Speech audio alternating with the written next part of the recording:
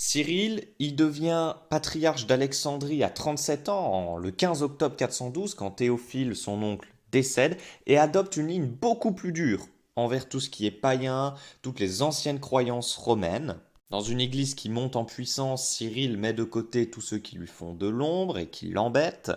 Il exproprie les juifs, il brûle les fermes, les synagogues des juifs, et bien sûr, il va s'en prendre à Hypatie, qui est une femme indépendante, libre, parce qu'elle n'est pas mariée, elle refuse tout mariage et même toute relation avec des hommes, on dit même qu'elle serait restée vierge toute sa vie. La paix intérieure d'Alexandrie est finalement menacée, le commerce chute et Cyril cède d'une confrérie chrétienne que sont les Parabalanis. Alors de base, les Parabalanis sont censés déplacer les lépreux dans les léproseries, aider les malades, mais quand il y a conflit, eh ben, ils servent un peu de garde du corps du patriarche. La foule n'est pas forcément d'accord avec ça, parce que Oreste se fait agresser, la foule vient le sauver, et Oreste veut dialoguer avec Cyril. Et il choisit pour dialoguer Hypatie. Comme elle est intelligente, elle est brillante, elle devrait mener les négociations à merveille.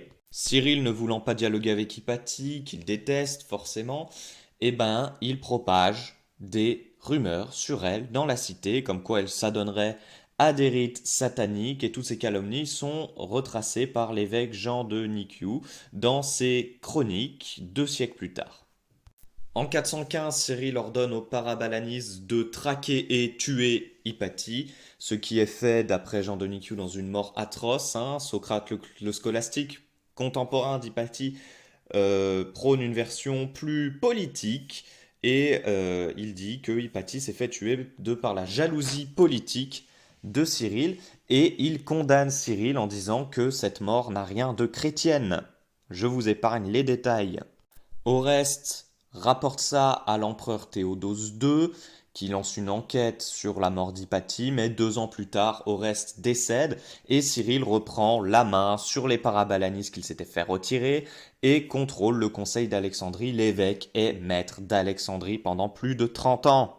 Malheureusement, à la mort d'Hypatie, tous ses écrits ont été détruits, notamment par ses étudiants qui avaient probablement, pour Marciano Jacob Christian, peur d'être punis. C'est évidemment une grande perte pour les historiens qui estiment qu'Hypatie avait écrit probablement 3 livres. Le premier serait un traité des coniques d'Apollinaire, le second un commentaire sur l'arithmétique, et le troisième et dernier livre d'Hypatie aurait été un canon astronomique. Voilà, c'est tout pour Hypatie d'Alexandrie, j'espère que cela vous a plu. N'hésitez pas dans les commentaires à proposer